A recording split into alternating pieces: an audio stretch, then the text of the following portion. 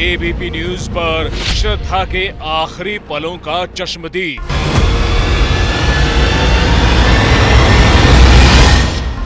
श्रद्धा के मर्डर से ठीक पहले की आंखों देखी। आफताब के टॉर्चर हाउस का खुलासा। दरिंदे आफताब का कसाई खाना लाइव। बेडरूम में झगड़ा, ड्राइंग रूम में मर्डर और बाथरूम में लाश के टुकड़े टुकड़े।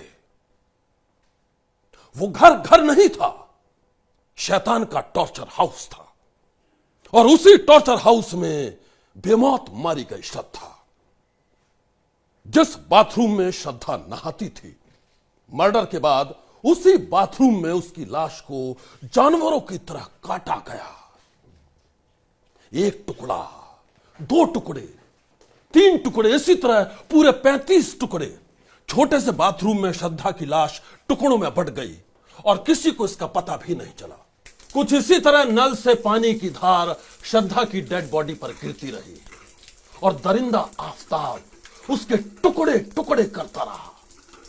जिस्म का खून बहते पानी के साथ पानी बन गया और यह खूनी कहानी घर की खामोश दीवारों में बंद होकर रह गई।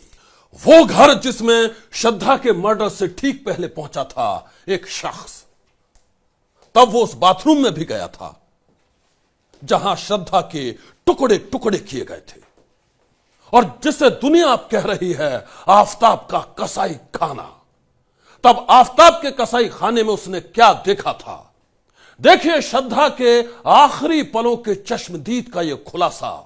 एबीपी न्यूज के कैमरे पर श्रद्धा के मर्डर से पहले की वो कहानी जिसने सारे शहर में फैलाती है सनसनी।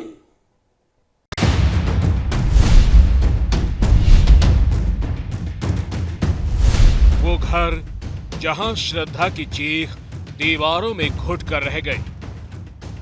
वो बाथरूम जहां श्रद्धा के कातिल बॉयफ्रेंड आफताब ने उसकी लाश को जानवरों की तरह काटा और 35 टुकड़ों में बांट दिया। सनसनी में आज आफताब के उस कसाई खाने की पूरी कहानी हम आपको दिखाएंगे। आज हम आपको बताएंगे आफताब ने घर के बाथरूम में श्रद्धा की लाश को काटने से पहले कैसे तैयारी की थी। लाश के टुकड़े टुकड़े करने के दौरान आफताब ने कितनी होशियारी दिखाई थी और फिर कैसे उन टुकड़ों को फ्रिज में रखकर वो चैन की नींद सो गया। लेकिन इस खुलासे से पहले मिलिए इस शख्स से। ये वो शख्स है जिसने श्रद्धा के मर्डर से पहले उसे देखा। ये वो शख्स है जो श्रद्धा के कातिल आफताब से मिला है। ये वो शख्स है जिसने आफताब और श्रद्धा दोनों से बातें की।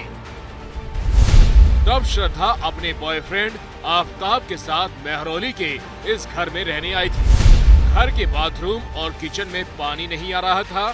तब इसी शख्स ने घर के पानी के सिस्टम को दुरुस्त किया था। ये शख्स यही मेहरौली इलाके में रहता है, पेशे से प्लम्बर है। और अब सुनिए मर्डर से पहले श्रद्धा और आफताब की ये कहानी। आफताब के कसाई खाने यानी कि उसके बाथरूम को अपनी नजरों से देखने वाले इस प्लम्बर की जुबानी। उसी दिन देखा था जिस दिन वो शिफ्ट हुए थे, तो उस समय वो आई थी और वो आफताब भी, मतलब नाम तो मेरे को पता नहीं था कि कौन है कौन नहीं है। मकान मालिक ने मेरे पास कॉल किया था कि किराएदार परेशान है पानी की, उससे वो मोटर नहीं चल रही है, थोड़ा उनको समझा दो। उनको पता नहीं है, नए नए आए हैं, थोड़ा वो एक दो बार मतलब कि चलाएंगे तो फिर वो समझ जाएंगे। पहले दिन पानी नहीं आ रहा था इसलिए मोटर के लिए कॉल किया। उनको पता नहीं था कि कौन सी मोटर है, कौन सा गेट वाल है, कैसे कैसे ऑपरेट करना है। तो मेरे को फिर मैं गया, उन्होंने किराएदार ने मकान मालिक के पास कॉल किया होगा, मकान मालिक ने मेरे पास किया क्योंकि पास में रहता हूँ। तो मैं उनको समझा के आया था ऊपर वाले को। तो उन्होंने आफताब को बुलाया कि आप भी समझ लीजिए कि आपकी कौन सी मोटर है, कौन सा गेट वाल है, क्योंकि अलग अलग मोटरें हैं दोनों फ्लोरों की। तो वो फिर उनको मैंने समझाया था। तो वो समझने के बाद बाकी तो मेरी और कोई बातचीत हुई नहीं उनसे। सुना आपने, ये प्लम्बर क्या कह रहा है। इसका कहना है कि जिस रोज श्रद्धा अपने बॉयफ्रेंड आफताब के साथ यहाँ रहने आई थी, ये उसी रोज दोनों से मिला था। तब आफताब को देखकर कहीं से ऐसा नहीं लगता था कि उसके दिमाग में श्रद्धा की हत्या की खौफनाक साजिश चल रही है। उसकी माने तो पहली मुलाकात के बाद श्रद्धा फिर कभी दोबारा नहीं दिखी, लेकिन आफताब को इसने आते जाते कई बार देखा।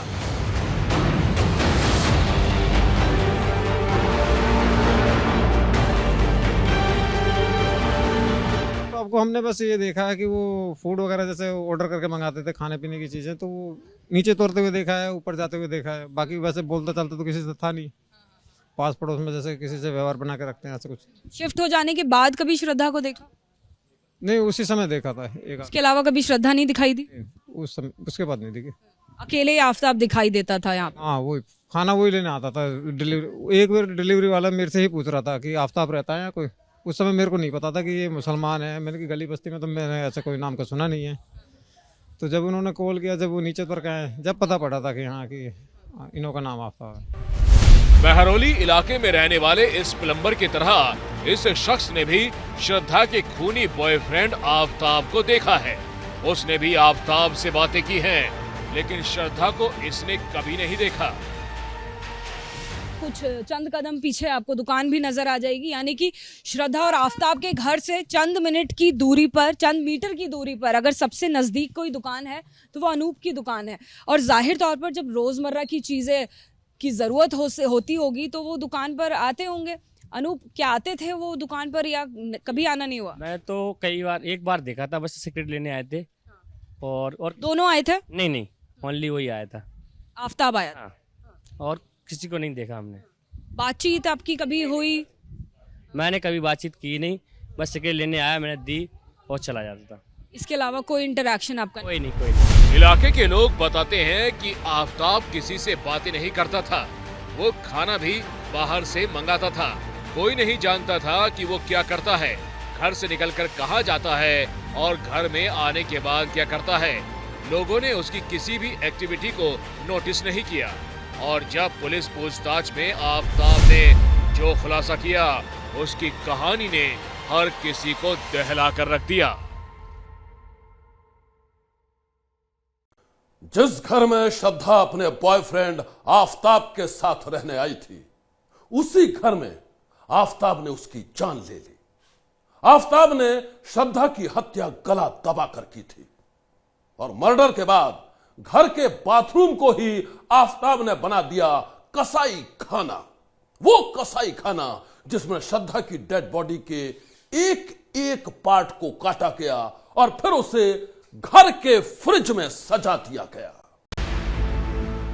पेशे से शेफ और फोटोग्राफर आफताब आमीन पुनेवाला के बारे में कभी किसी ने नहीं सोचा था कि वो इतना बड़ा हैवान है।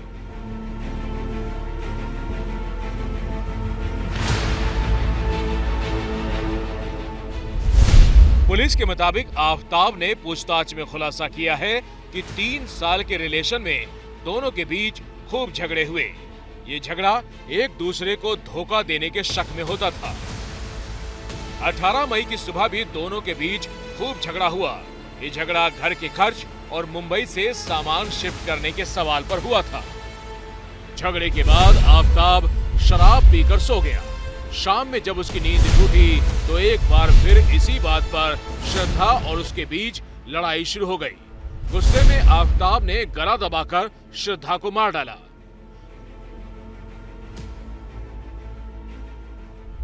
दिल्ली पुलिस के सूत्रों के मुताबिक आफताब ने पुलिस के सामने यह खुलासा किया है कि मर्डर के बाद श्रद्धा की बॉडी अकड़ गई थी। ऐसे में बॉडी को सॉफ्ट करने के लिए उसने पहले गैस पर पानी गर्म किया और फिर बॉडी पर डाला।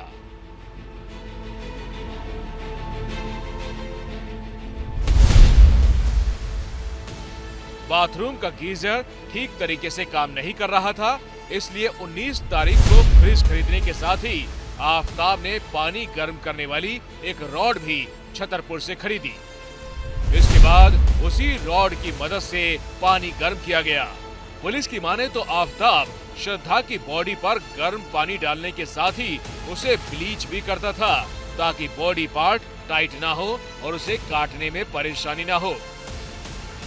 19 मई को आफताब लगातार ऐसा करता रहा और फिर उसने एक एक कर श्रद्धा की बॉडी के पूरे 35 टुकड़े कर उसे फ्रिज में सजा दिया। आफताब घर के बाथरूम में जब श्रद्धा की डेड बॉडी के टुकड़े कर रहा था तो उसे डर था कि कहीं बाहर बाथरूम से लगी नाली में खून बहता देखकर किसी को शक ना हो जाए। ऐसे में आफताब ने बाथरूम का टैप खोल दिया। ऊपर से पानी की धार चल रही थी और नीचे आफताब श्रद्धा की बॉडी के टुकड़े टुकड़े कर रहा था। नतीजा यह हुआ कि डेड बॉडी से निकलने वाला खून पानी के साथ मिल गया, वो पानी की तरह हो गया और फिर खून वाला वो पानी बाथरूम के पाइप से बाहर नाली में चला गया। गुनाह के निशान को मिटाने के लिए आफताब ने कई तरह के केमिकल का भी इस्तेमाल किया था। दिल्ली पुलिस के मुताबिक श्रद्धा के मर्डर के बाद आफताब ने डेड बॉडी को काटने और खून को साफ करने के लिए बेहिसाब पानी का इस्तेमाल किया था। दिल्ली में 20,000 लीटर तक पानी का बिल सरकार की तरफ से फ्री है, लेकिन आफताब ने अपने गुनाह की निशानियों को ठिकाने लगाने के लिए इससे कहीं ज्यादा पानी का इस्तेमाल किया। नतीजा ये हुआ कि 0 बिल की जगह 300 रुपए का पानी का बिल आया और अब ये बिल भी आफताब के खूनी खेल का बड़ा सबूत है। दिल्ली के ज्यादातर लोग ऐसा मानते हैं कि उनके लिए 20,000 लीटर पानी हर महीने काफी होता है, वो इतने पानी का भी इस्तेमाल नहीं कर पाते। पुलिस सूत्रों के मुताबिक आफताब ने खून को बहाने के लिए बेतहाशा पानी का इस्तेमाल किया था, इसलिए उसका पानी का बिल भी बहुत ज्यादा आया था। दिल्ली पुलिस को पड़ोसियों ने इस बात की भी जानकारी दी कि आफताब बार बार पानी की टंकी देखने ऊपर जाता था। जाहिर है उस वक्त किसी ने सोचा भी नहीं होगा कि आफताब इंसान के भेष में शैतान है, ऐसा हैवान है जिसके खुलासे ने पुलिस वालों के भी होश उड़ा दिए। को 10-11 बजे आता था, जब भी देखता था मैं रात को इनकी मोटर ऑन रहती थी। ये मैं सोचता था भाई ये क्यों रात को चलती है, 2 दिन तो पानी नहीं आता, 1 दिन छोड़ के आता है यहाँ पे पानी, तो रोज डेली का पानी ऊपर चढ़ाना पानी। श्रद्धा मर्डर कांड में पुलिस के लिए सबसे बड़ी चुनौती है आरोपी आफताब के खिलाफ पुख्ता सबूत जुटाना। आफताब की निशानदेही पर छतरपुर के जंगलों से पुलिस ने कई हड्डियां बरामद की हैं, लेकिन वो हड्डियां श्रद्धा की हैं या नहीं, इसकी पुष्टि अभी नहीं हो पाई है। डीएनए जांच के बाद ही इसकी पुष्टि होगी। दिल्ली पुलिस ने अपनी जांच में पाया है कि श्रद्धा शायद हत्या के वक्त गर्भवती थी। हालांकि इसकी आधिकारिक तौर पर पुष्टि अभी नहीं हो पाई है। एक्सपर्ट का कहना है कि इतने समय बाद हड्डियां मिलने से इस बात का पता लगाने की संभावना बेहद कम है कि श्रद्धा गर्भवती थी या नहीं। मामले की तह तक जाने के लिए पुलिस घर या श्रद्धा के मोबाइल फोन पर मिले डॉक्टर के किसी पर्चे या चैटिंग से यह पता लगाने की कोशिश कर रही है कि श्रद्धा गर्भवती थी या नहीं। यही नहीं, मामले के खुलासे के लिए पुलिस कुछ राजदारों की भी लिस्ट तैयार कर रही है। कौन है वो राजदार, अब आप यह भी देख लीजिए। एबीपी न्यूज के कैमरे पर खुलासा करने वाले प्लम्बर राजेश कुमार के अलावा 2 और लोग ऐसे हैं जो श्रद्धा और आफताब के आखिरी दिनों की हकीकत बयान कर सकते हैं। उनमें से एक किरदार है वो मकान मालिक जिसने आफताब को अपना फ्लैट किराए पर दिया था, और दूसरा किरदार है बदरी।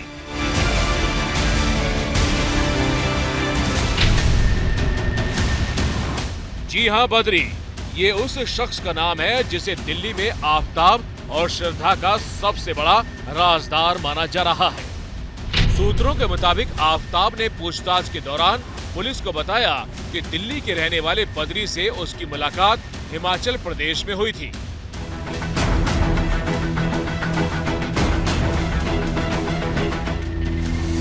ये उन दिनों की बात है जब महाराष्ट्र से दिल्ली आने के बाद आफताब और श्रद्धा हिमाचल प्रदेश घूमने गए थे। या देखूं कुदरत के नजारे, मुश्किलों में है ये दिल में। उसी दौरान बद्री के साथ आफताब और श्रद्धा की अच्छी खासी जान पहचान हो गई थी। हत्यारे बॉयफ्रेंड आफताब ने पुलिस को बताया कि दिल्ली के छतरपुर इलाके में रहने वाले बद्री ने उसे दिल्ली में घर दिलाने का वादा किया था और हिमाचल से दिल्ली लौटने के बाद उसने वो वादा पूरा भी किया। सूत्रों की माने तो आफताब को महरौली में ये घर किराए पर दिलवाने में बद्री ने उसकी काफी मदद की थी। जाहिर है बद्री अकेला ऐसा शख्स है जो हिमाचल प्रदेश में कई दिनों तक आफताब और श्रद्धा के साथ रहा। महाराष्ट्र से दिल्ली आए आफताब और श्रद्धा के साथ बद्री ने ही सबसे ज्यादा वक्त बिताया। ऐसे में बद्री ही वो शख्स है जो श्रद्धा के आखिरी दिनों के कई राज खोल सकता है। दिल्ली पुलिस का मानना है कि कसाई बॉयफ्रेंड की हॉरर स्टोरी का पूरा सच सामने लाने के लिए बद्री का बयान बेहद अहम साबित हो सकता है। श्रद्धा हत्याकांड की जांच में जुटी दिल्ली पुलिस की टीम अब बद्री को सरगर्मी से तलाश कर रही है, क्योंकि बद्री ही इस राज से पर्दा उठा सकता है कि हिमाचल प्रदेश में वैकेशन के दौरान हत्यारे आफताब और श्रद्धा के रिश्ते कैसे थे। बद्री ही ये बता सकता है कि वहां आफताब ने उसे श्रद्धा के बारे में क्या क्या कहानी सुनाई थी। क्या उसने श्रद्धा को अपनी पत्नी बताया था या फिर रिश्तों की हकीकत बयान कर दी थी। बद्री से ही पूछताछ में पुलिस को ये भी पता चल सकता है कि वैकेशन के दौरान आफताब और श्रद्धा प्यार से रहते थे या फिर आपस में लड़ते झगड़ते थे।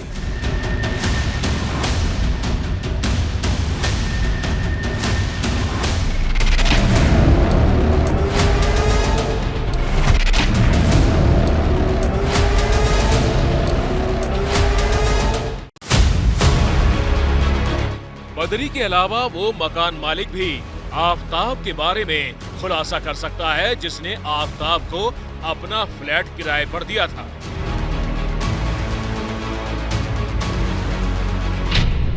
मकान मालिक से पूछताछ में ही इस राज से पर्दा उठ सकता है कि फ्लैट को किराए पर लेने से पहले आफताब ने मकान मालिक को श्रद्धा के बारे में क्या बताया था। क्या रेंट एग्रीमेंट में श्रद्धा के नाम का जिक्र था? क्या रेंट एग्रीमेंट में आफताब ने श्रद्धा को अपनी पत्नी बताया था या फिर लिव इन पार्टनर?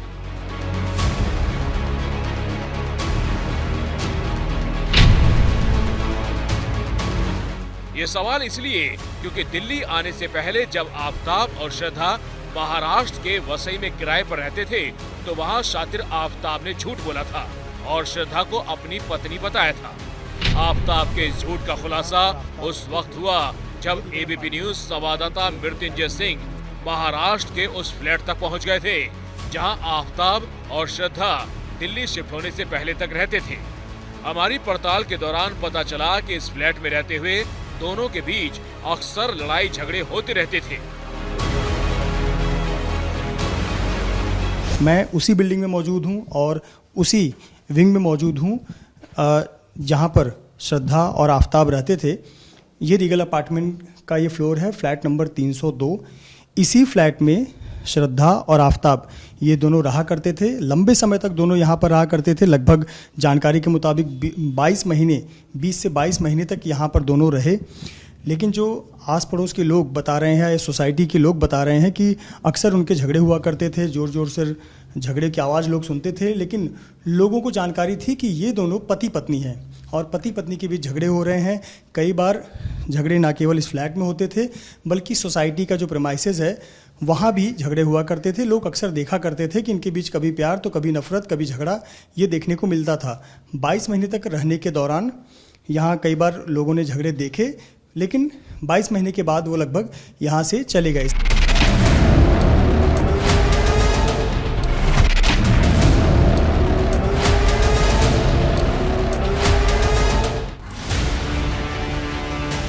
पालघर जिले के नायगांव इलाके में बनी इस हाउसिंग सोसाइटी में आफताब और श्रद्धा साल 2019 से अगस्त 2020 तक रहे।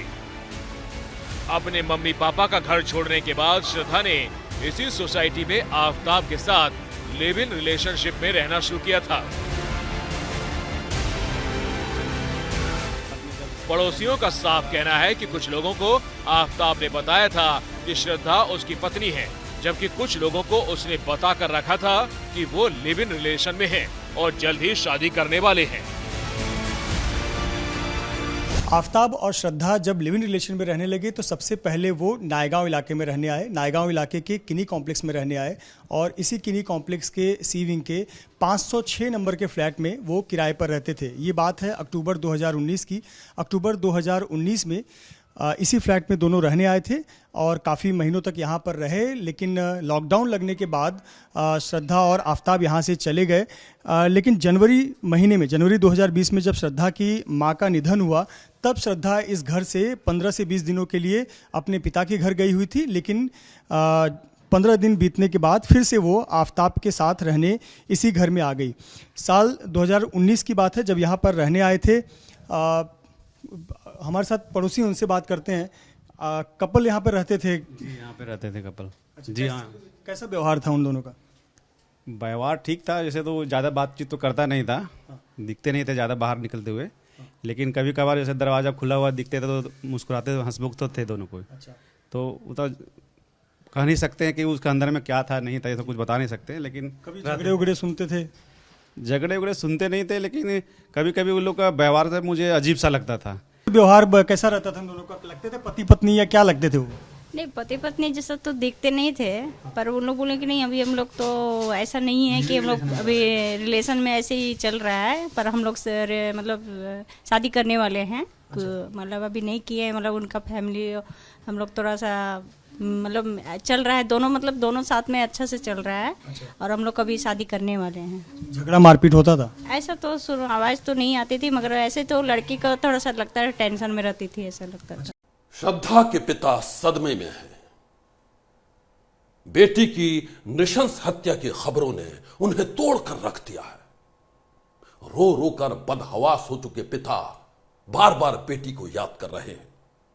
उस दिन को याद कर रहे हैं जब बेटी अपना घर परिवार छोड़कर आफताब नाम के दरिंदे के साथ रहने चली गई थी। क्या मालूम था कि श्रद्धा अपने घर लौटकर आने के लिए जिंदा ही नहीं बचेगी। क्या मालूम था कि वो हैवान उसकी जिंदगी छीन लेगा और उसके खून का एक एक कतरा पानी के साथ नाली में बहा देगा। श्रद्धा के पिता ने भी आज हत्यारे आफताब की जिंदगी से जुड़े कई राज बेपर्दा किए हैं। श्रद्धा के पिता ने जो नीलम गोरे हैं उनको बातचीत में बताया कि पैसे के लिए उसे प्रताड़ित किया जाता था, साथ ही साथ मारपीट की जाती थी। लगातार श्रद्धा के पिता चाहते थे कि श्रद्धा वापस घर पर आ जाए, लेकिन वो आफताब के साथ रहना चाहती थी। इतना ही नहीं, श्रद्धा के पिता ने यह आरोप लगाया और नीलम गोरे को ये जानकारी दी कि आफताब नशा करता था और उसे नशे की लत थी, ड्रग्स की लत थी। इस प्रकार की जानकारी श्रद्धा के पिता ने नीलम गोरे से साझा की। फिलहाल हम प्रतिक्रिया के लिए उनके घर पर पहुंचे हुए हैं, लेकिन बताया जा रहा है कि उनकी तबीयत ठीक नहीं है। साथ ही साथ मानिकपुर पुलिस के कुछ पुलिसकर्मी भी उनके घर में लगाए गए हैं और फिलहाल उनकी प्रतिक्रिया सामने नहीं आई है। नीलम गोरे से उन्होंने मुलाकात की। उन्होंने ये खुद बात कही कि पुलिस के अलावा नीलम गोरे वो पहली व्यक्ति हैं जिनसे उन्होंने सामने सामने बातचीत की है। इसके अलावा इस मामले पर वो किसी से बातचीत नहीं कर रहे हैं। ये कि विकास वालकर ने जो आपसे बातचीत की, काफ़ी देर आप उनके साथ बैठी रही, क्या मांग की, क्या बात कही कि लड़की उनकी क्यों नहीं सुनती थी, क्या बातें हुई आपकी? नहीं, मैंने उनको ज़्यादा पूछने के बजाय जब मैंने कुछ सवाल छोटे छोटे पूछे तो उन्होंने एकदम दिल खोल के सब वो बता रहे थे कि उनको ये अपेक्षित नहीं था। उनको ये लग रहा था कि ठीक नहीं चल रहा है, लेकिन वो कंप्लेंट ज़्यादा करती नहीं थी उसके बारे में। लेकिन उनको ये लग रहा था कि प्रेशर तो है उस पर, क्योंकि दूसरी बात है कि उसके जो दोस्त थे वो भी कह रहे थे कि इस तरीके से कुछ धोखाखानी हो सकती है, क्योंकि वो कांटेक्ट में नहीं थी किसी के भी। तो ये सब बातें समझते हुए, उनकी बीवी गुजर चुकी है, उनकी स्थिति आर्थिक उतनी ठीक नहीं है कोविड के बाद में, फिर भी वो बेटी को बार बार कांटेक्ट करने की कोशिश करते थे, ऐसा उनका कहना था। पैसा, ड्रग्स, नशा, इसके बारे में भी कुछ कहा उन्होंने कहा वो अच्छा इंसान नहीं था, व्यसन भी कर रहा था। तो मैंने पूछा कसली व्यसन, मतलब कौन सा व्यसन? तो उन्होंने कहा शराब पीता था। मतलब और क्या, ड्रग्स वगैरह? तो बोले हाँ ड्रग्स भी लेता था ऐसा।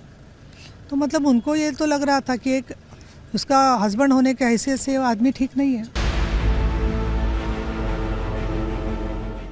हत्यारे आफताब के बारे में रोज नए नए खुलासे हो रहे हैं। हर रोज वो पुलिस को सुना रहा है नई नई कहानियां। कुछ घंटे पहले उसने पुलिस को बताया कि वो श्रद्धा के कटे हुए सिर को घंटों देखा करता था।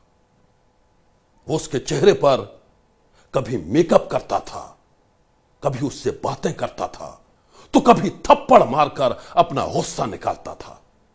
लेकिन आज उस शैतान की एक नई कहानी सामने आई है, और वो कहानी है श्रद्धा के चेहरे को जला देने की, जले हुए सिर को जंगल में फेंक देने की। इन कहानियों की हकीकत क्या है, यह जानने के लिए अब हत्यारे आफताब के नार्को टेस्ट की तैयारी कर रही है दिल्ली पुलिस।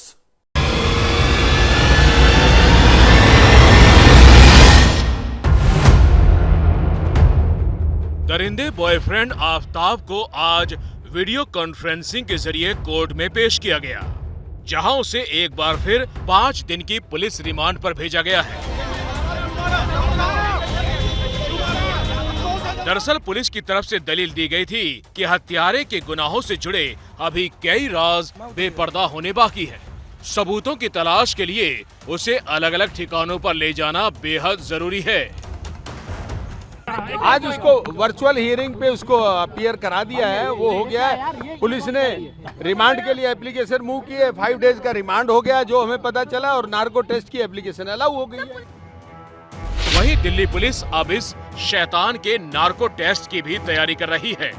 नार्को टेस्ट में ही ये खुलासा हो सकता है कि इसने दिल्ली पुलिस को अभी तक जो कहानी सुनाई है वो झूठ है या सच।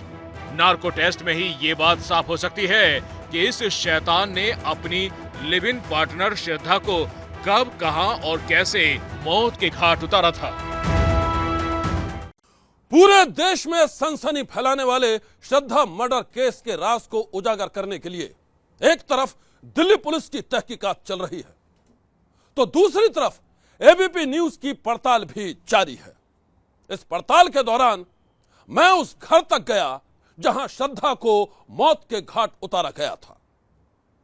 मैं उस जंगल में भी पहुंचा जहां श्रद्धा की लाश के टुकड़ों को फेंके जाने की बात कही जा रही है। हमारी यह पड़ताल तब तक जारी रहेगी जब तक कि इस खौफनाक हत्याकांड की तहकीकात अपने अंजाम तक नहीं पहुंच जाती। आज की सनसनी में बस इतना ही। आप रहिएगा होशियार, सन्नाटे को चीरती सनसनी कल फिर देगी दस्तक आपकी दहलीज पर। जैसे ही घड़ी का काटा दोपहर 2:30 पे आए, बबीता जी का दिल सास बहू साजिश के लिए मचल जाए।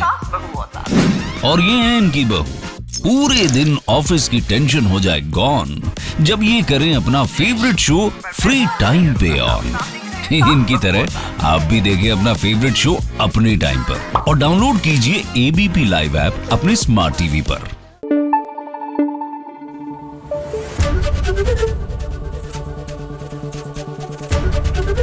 एबीपी न्यूज आपको रखे आगे।